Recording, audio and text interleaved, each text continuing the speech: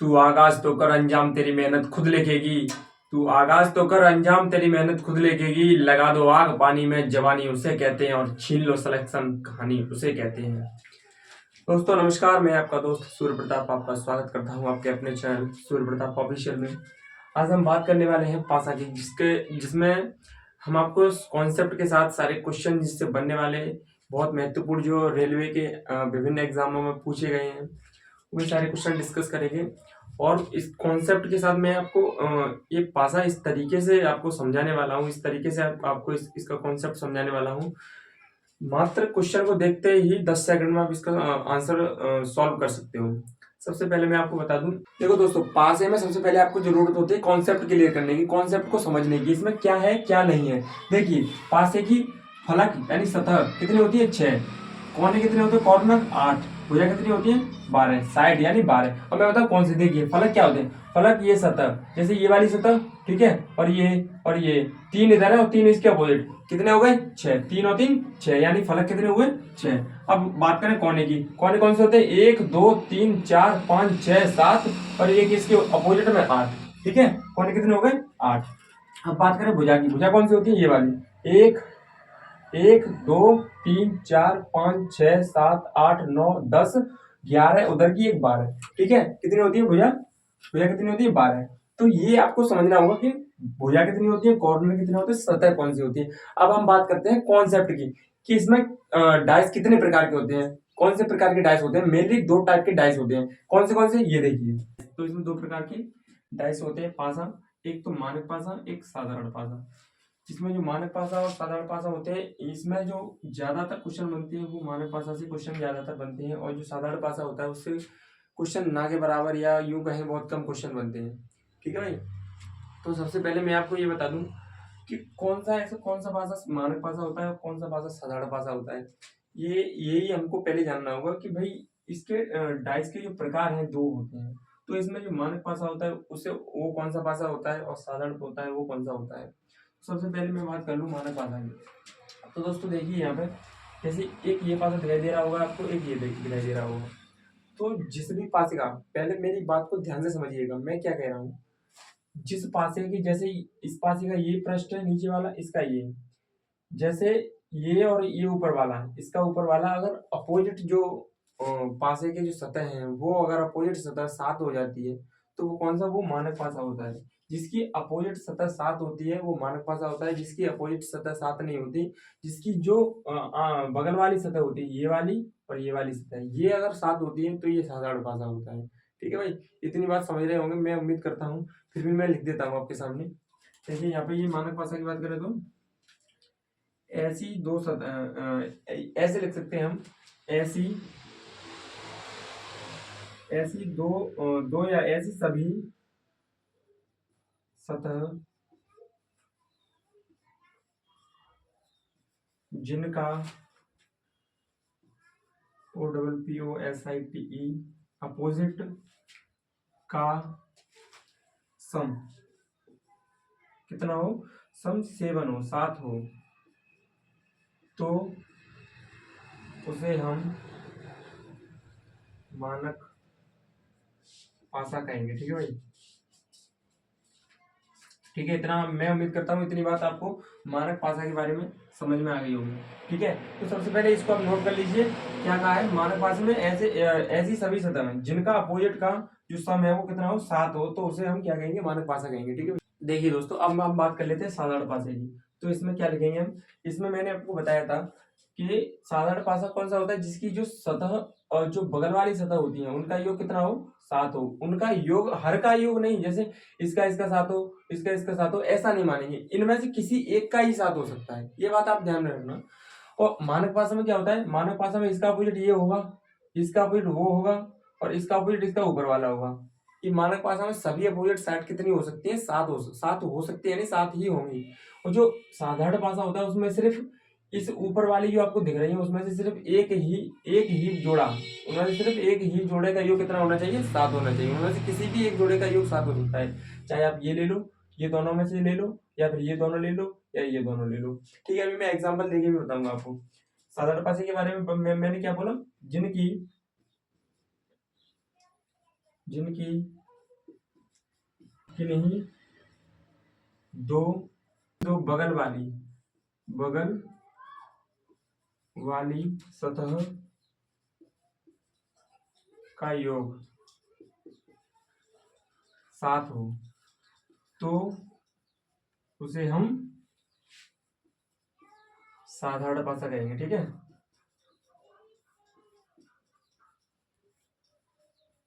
ठीक है भाई, इतना आप समझ गए होंगे साधारण पासा के बारे में। अब मैं एक एक एग्जांपल लेके भी आपको बताऊंगा। ठीक है, पहले इसको मिटा देते हैं, इसको आप नोट कर लीजिए। ठीक है, इसको आप पहले नोट कर लीजिए। ठीक है, इसको नोट कर लीजिए और वो उम्मीद है वो भी आपने नोट किया होगा। पहले आप बात करने वाले हैं मानक पासा की। ये मैंने बना दिए हैं, इसको आप समझिए। पहले मैं क्या कहना चाहता हूँ इसको समझिए। जैसे मानक पासा में मैंने क्या बताया था, अपोजिट साइड क्या होती है, बराबर अपोजिट साइड क्या होती है, जिनका योग अपोजिट साइड का योग कितना होता है, 7 होता है। तो इसमें ये नीचे वाली सतह इसकी और ये नीचे वाली सतह इसकी, ये 3 और ये 4, इनको जोड़ेंगे कितना होगा, 7। ठीक है, अपोजिट साइड है, ये इसकी ऊपर की सतह और ये इसकी उधर की सतह 5। तो 2 और 5 कितने होते हैं, 7। ये इसकी 6 और ये इसकी 1, तो इसको जोड़ेंगे ये भी 7। अपोजिट साइड होती है वो पासा आसान होता है और उसी पासे को ये एग्जाम में ज्यादातर पूछते हैं। अब देखिए मैं साधारण पासे की बात करूं तो साधारण पासे में ये बगल वाली साइड देखिए, मैंने बगल वाली लिखाया था आपको। तो ये देखिए 1 और 7, 6 और 1 7, तो बगल वाली किन्हीं एक का योग 7 होगा। इसमें इसका योग 7 नहीं है, इसका योग 7 नहीं है। ठीक है, किन्हीं एक का योग 7 होगा, या इसका ले लीजिए या इसका लीजिए, किन्हीं एक का 7 मिल जाएगा आपको। इतनी बात समझ में आ गई आपकी। अब हम चलते हैं क्वेश्चन पे। ठीक है भाई, तो देखो दोस्तों, ये मैंने क्वेश्चन लिख लिए हैं, पहला क्वेश्चन, दूसरा, तीसरा। ठीक है, मैं सभी क्वेश्चन को आपको पहले आसानी से बताऊंगा, उसके बाद मैं एक क्वेश्चन भी दूंगा आपको, उसको आपका आंसर फटाक से आप बता सकते हो। कैसे, पहले मैं आपको ये क्वेश्चन समझा देता हूँ। मैंने अभी क्या बताया, देखिए पहले इसमें कॉन्सेप्ट समझिए। कॉन्सेप्ट क्या होता है कि जैसे ये है, एक क्वेश्चन देखिए, जैसे ये है, इसमें पहले आपको क्या देखना पड़ता है, कॉमन देखना पड़ता है। इसमें क्या क्या कॉमन है, जैसे इसमें 2 इधर है, 2 इधर है, 6 इधर है, 6 इधर है, 5 और 4 ये अपोजिट है, हो सकते हैं। ठीक है, कह नहीं सकते हम, क्योंकि इसमें क्या है, 6 और 2 इसमें कॉमन है और 6 और 2 इसमें कॉमन है। जब कॉमन होता है तो ये बहुत आसान हो जाता है। सबसे आसान क्वेश्चन यही होता है, जब दो दो कॉमन दिख जाए हमें, तो क्या होता है, ऐसे क्वेश्चन बने हैं, सेम ऐसे क्वेश्चन बने हैं आरआरबी में, एनटीपीसी में, और जितने भी एग्जाम, जितने भी जो एसएससी के हुए हैं उसमें भी ज्यादातर क्वेश्चन इसी से बने हैं, इससे और इससे। ठीक है, इससे ना के बराबर क्वेश्चन बनते हैं। लेकिन मैं ये भी बताऊंगा, जैसे ये आपका ये क्वेश्चन है, इसमें 1 2 3 और 4 5 6, भाई इसमें इसका अपोजिट ये कैसे होगा या इसका अपोजिट ये होगा, कौन सा होगा, समझ में नहीं आएगा। अभी मैं उसको भी बताऊंगा आपको। पहले सबसे पहले आप ये देखिए, इसमें 6 2 और इसमें 6 2 कॉमन है, तो इसमें डायरेक्ट 4 का अपोजिट 5 हो जाएगा। ठीक है, पहले समझ गए। अब क्वेश्चन ये वाला बहुत आसान है, इसको आप समझ गए होंगे। ठीक है, उम्मीद है इसको आप समझ गए होंगे। अब मेरा क्वेश्चन दूसरा वाला क्या कहता है कि दूसरे में कॉमन देखो, इसमें कुछ कॉमन दिख रहा है, 1 3 3, हाँ 3 3 दिख गया, 3 इसमें भी है, 3 इसमें भी है, लेकिन ये कॉमन नहीं है। तो इसकी एक ट्रिक है, क्या ट्रिक है, ध्यान से समझिए। इसमें क्या होता है कि इसको क्लॉकवाइज घुमा दे, 3 पैसे क्लॉकवाइज चलेंगे इधर, इस ये भी 3 है, इधर से इधर भी क्लॉकवाइज चलेंगे इधर। ठीक है, इसके बाद क्या है 4, इसके बाद क्या है 6, यानी कि 4 का अपोजिट 6। ठीक है, पहला।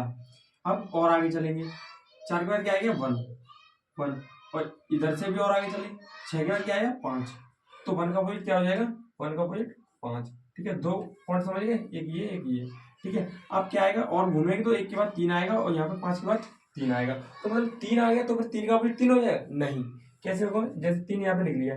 अब भाई मुझे ये बताओ, इसमें इसमें क्या क्या आ गया, देखो 1 भी आ गया, 2 है इसमें, नहीं है भाई, 2 नहीं है, 3 है, हाँ 3 आ गया, 4 है, 4 भी आ गया, 5 है, 5 भी आ गया, 6 है, 6 भी आ गया।